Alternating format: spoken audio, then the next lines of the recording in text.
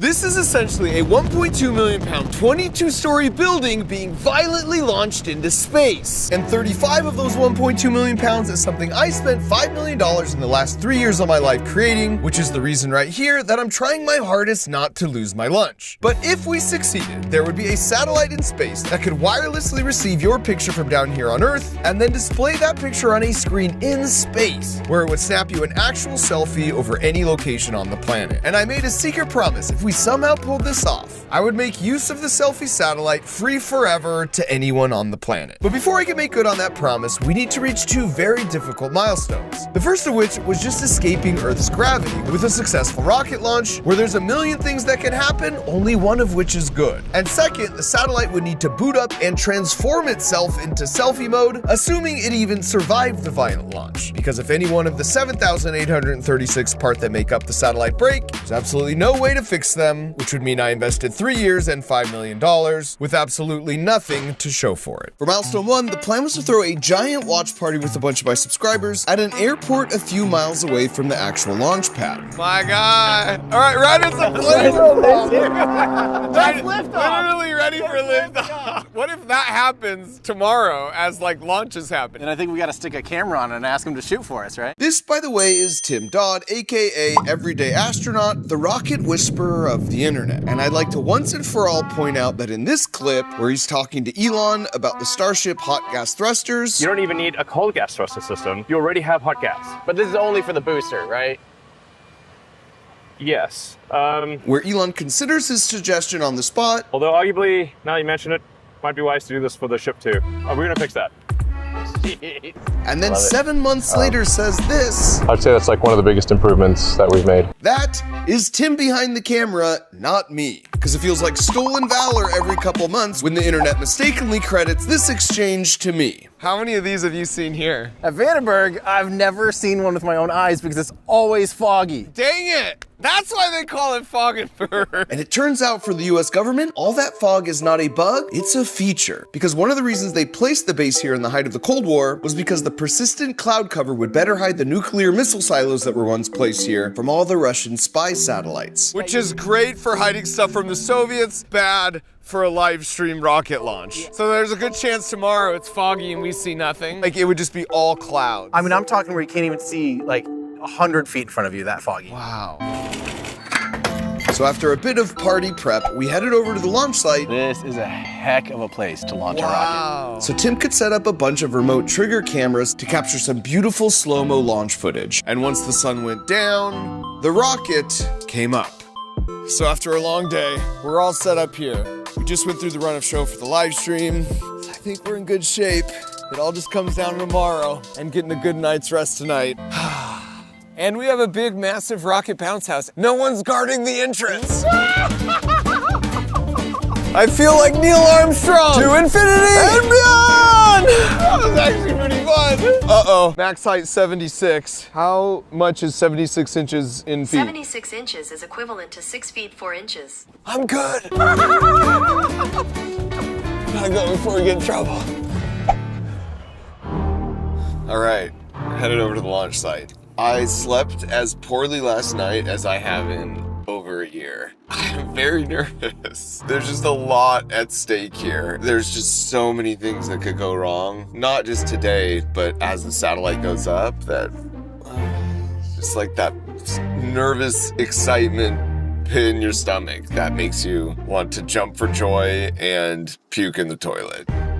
This is the clearest morning you'll ever see here at Vandenberg Space Force Base, so it's a very good omen. And after meeting some of our first robotics volunteers... What up, guys? Thanks for coming out. Let's do this. Let's do this. And photobombing some selfies. Tim and I did a final practice run-through. In 5 minutes, we're going out to start hyping the crowd up. Welcome, everyone, to the live stream, to this launch. And switched on the live stream. We're live. We're live. That's a big moment. We're live. Woo, I'm feeling the nerves. Please work. Now, as a reminder, the rocket has 15 minutes to launch, detach the first stage rocket, and then make sure it lands safely, and then activate the second stage, at which point it can then push out all the satellites. And nailing that perfectly is the only way we avoid the million things that could go wrong. What's up, everyone? You guys ready for a rocket launch? We kick things off with a little bit of science, making some clouds, a bit of fire breathing. I'm a dragon! And even took some questions from the crowd. Like this first question about how all this compares to the Mars rover landing. Honestly, like, I haven't felt this feeling for about a decade. 7 years of my life and career come down to about 7 minutes. It's just this feeling of nervous anticipation, but there's like nothing I can do. We've done everything we can, it's out of our hands, right? Touchdown confirmed. We're seeing Everything in life is a dice roll, but you just have to stack the dice in your favor. I think we're live! Welcome to the SatGus official launch party. So we're gonna have a very fun re-entry for stage 1, and we all get to feel a sonic boom. You'll hear it, you'll feel it, there will be no mistaking when it happens. SatGus is heading out into a sun-synchronous orbit. The same orbit the spy satellites have. Doesn't like when I say that. Oh, there she is. So this is a live shot of the actual Falcon 9 rocket with SatGus on The top. SatGus is in there, you guys. But this thing's actually huge. It's about 22 stories tall. We're sending a building to space today. Yeah. We are less than a minute out. This is like 3 years of blood, sweat, tears, hard work for me and my team. And there is a lot on the line here. Whew. Okay, here we go. 10, 9, 8, 7, 6, 5, 4, 3, 2, 1. Let her rip!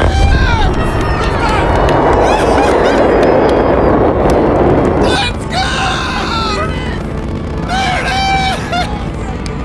Yes! That's a rocket!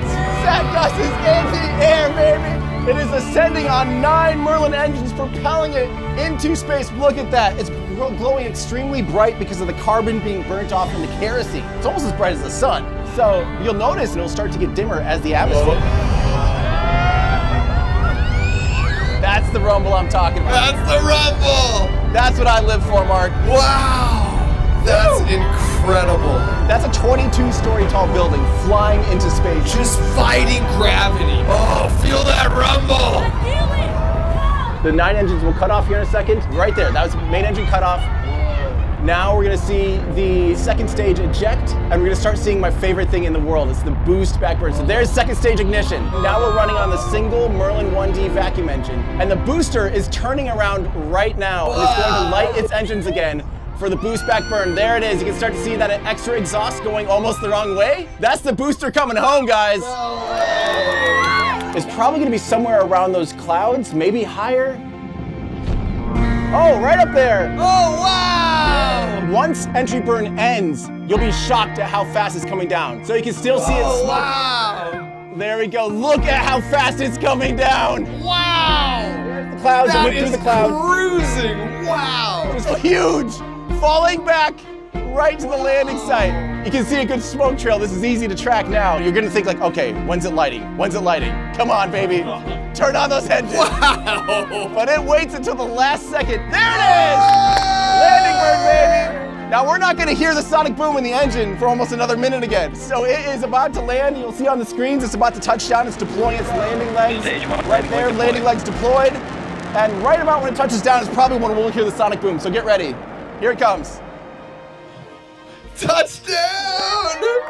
Yeah, baby, here comes the sonic booms. Wait for it. Maybe science doesn't work. The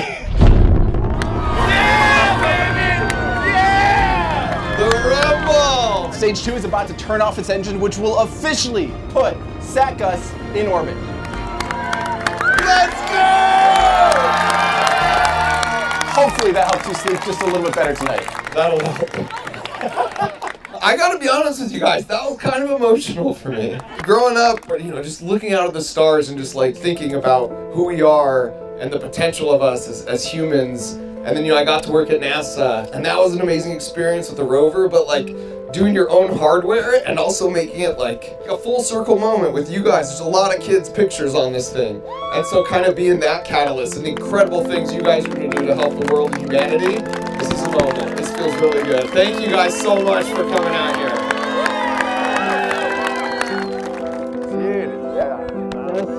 awesome that, can you believe it, like actually all worked out? It's more emotional than I thought it would be. It's like a lot of work from a lot of people. I don't know, there's something about just like progress and humanity represented in that, right? And just like the power of engineering to do good. I don't know, it was overwhelming. So cool. So cool. That was awesome. That was like cooler than I was expecting. Could you imagine if it was just fogged over? Nominal warp insertion. After receiving word SatGus was about 1 minute away from being pushed away from the second stage to orbit all alone, I ran over to watch it happen. You're next. You're next. Let's go, SatGus. Oh, there's something. SatGus. Separation confirmed. It's SatGus. Space, man. You're Separation confirmed. You are free flying. You did your part. Now we gotta do ours. Good luck, man. Whew. Still kind of riding the adrenaline high from all that, but we've got one down now, one to go. SpaceX has done their job. Now it's up to us and our engineering to see if we're actually getting space selfies back from this thing. Now there is a silver lining to all this waiting, because now I've got the perfect chance to show you my backyard, which you might notice now isn't even on this planet. Because this year we're taking Camp Crunch Labs to space. What the heck is Camp Crunch Labs, you ask? Camp Crunch Labs is your key to fighting that summer brain drain. With an 8-week virtual space-themed summer camp that hops to each of the planets in our solar system. Featuring weekly videos with mega experiments that I do, and super challenges that you do. And the best of these weekly challenge submissions earns one of these bad boys, a platinum ticket, giving you the chance to join me on my favorite planet for the biggest mega experiment of them all in the final episode of the summer. On top of that, usually the Crunch Labs build boxes where we build a super fun toy together, learning all the juicy physics how they work comes once a month. But to coincide with Space Camp Crunch Labs weekly challenges and videos all summer long, we'll ship them to you every week. Let's go. So if you want an 8-week summer camp where you can travel the cosmos while learning to think like an engineer, with an absolute 0% chance of bug bites and poison ivy, head to campcrunchlabs.com to reserve one of the limited spots, and I'll see you in camp. So with camp well on its way and milestone 1 completed, now we had to nail milestone 2, booting up a hopefully still functioning satellite and taking the first picture. On part 1 of pulling that off was scheduling some time to shore up my confidence. So that when the big morning came, I wouldn't be terrified out of my mind. I'm absolutely terrified out of my mind. I got my good luck peanuts, and we got the team. Thank you all for taking time to join us today. Welcome to SatGus Mission Control. And with the formalities out of the way, it was finally time to see if we actually had a working satellite. What do we have to do to get it started? Just say go. Go. We're ready for commissioning. Oh, no! Okay, so step 1, this is the boot up, right? Yeah, this is our flight computer, and we're waiting for a sign that it is alive, and hopefully it'll be booting up soon. Now, boot up was the first of 7 steps we would need to pass in order to achieve mission success, including things like unfolding the solar panels and deploying the camera. And we'd be writing this process out alongside our incredibly talented build and operation partners at Tyvak International based in Turin, Italy. Is 3 minutes supposed to be how long it takes for a boot up? It should take about 5 minutes. Why didn't you start with that, Ian? And by the way, for reals, it may not work, and I think it's important. We preach like failure's part of the process. It's gonna be devastating. It stings, it should suck, but then we get to try again, stoked about how much we've learned. Should we pass around the good luck peanuts? Oh yeah. So there's a tradition at NASA JPL regarding peanuts, because in the early 1960s, they had a string of 6 failed missions trying to send a satellite to the moon. But on the 7th attempt, the flight manager brought some peanuts to hand out to the team, and that mission was successful, effectively breaking the curse. Ever since that day at JPL, when they have like a launch situation like this, they bring peanuts. Of course, they don't believe in superstitions, but holy crap. We're covered. And after what felt like an eternity, That looks good. That's a huge milestone because it's like we have a heartbeat. That's a big one. The next thing that's gonna happen is the solar array is gonna unfold. Here we go. Yes! 2 for 7. Step 3 was to deploy the high power antennas. Without these guys, there'd be no way to upload or download any pictures, and it would be a mission failure. Right now it's deploying the antennas. If it jams, there's no hope of fixing it.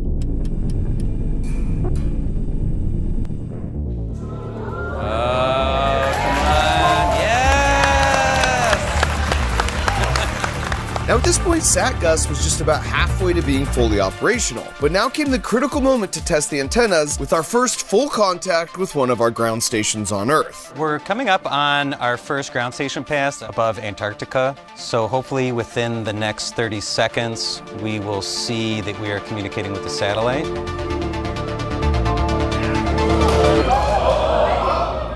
Something's not right. Oh no! What happened? Stand by. This was not good. The satellite has passed by McMurdo ground station and we did not hear from it. Now, one of the challenging things about talking with a satellite that's moving 5 miles per second is that as fast as it enters communication range, then leaves it. So we only have a few minutes to make contact until it's once again out of sight, and we have to wait to try again from an entirely different ground station somewhere else on Earth. In our case, the next ground station is Svalbard, and that will occur hopefully in the next 5 to 10 minutes. We really got sucked out of this room. Where are the peanuts? Where are the peanuts?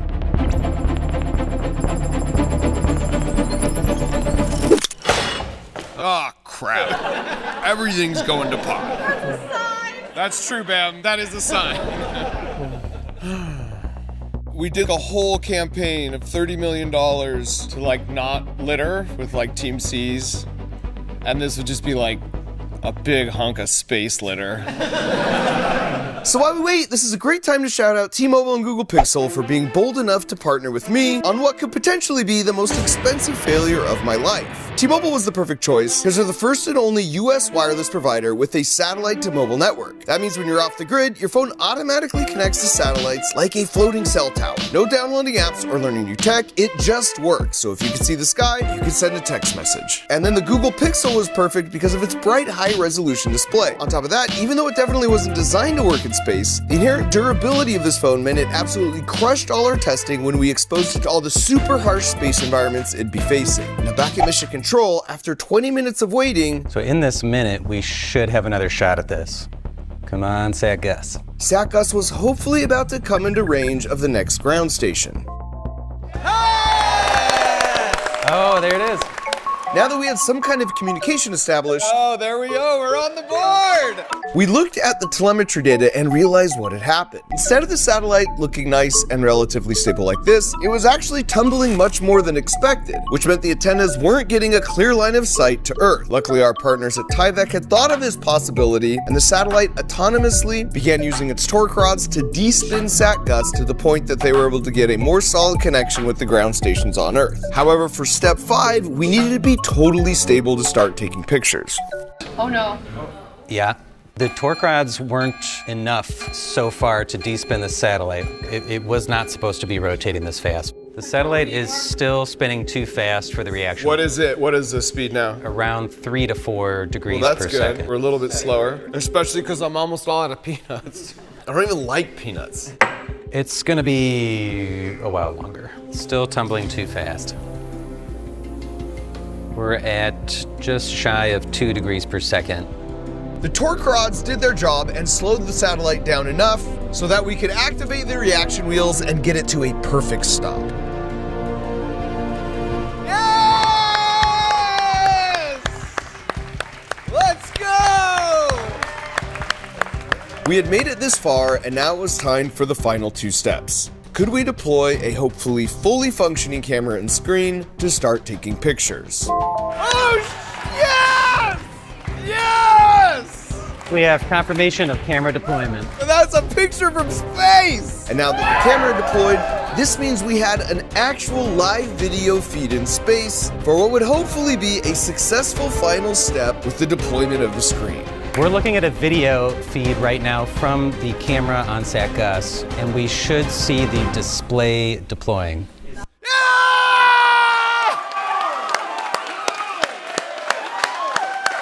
go! At that point, there's only one thing left to do. All right, the first ever selfie from space.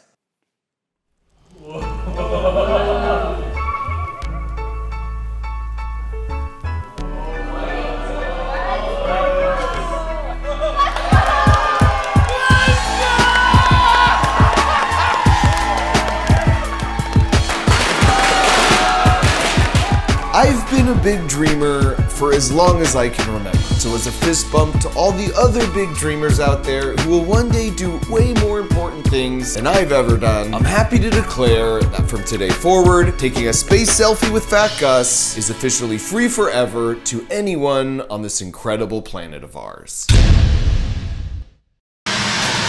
After you've embarked to space with Fat Gus, you're now ready to embark on your least boring summer ever with Camp Crunch Labs, an 8-week virtual space-themed summer camp designed to help fight that summer brain drain. So go to campcrunchlabs.com with the parent to reserve one of the limited spots, and I'll see you in camp.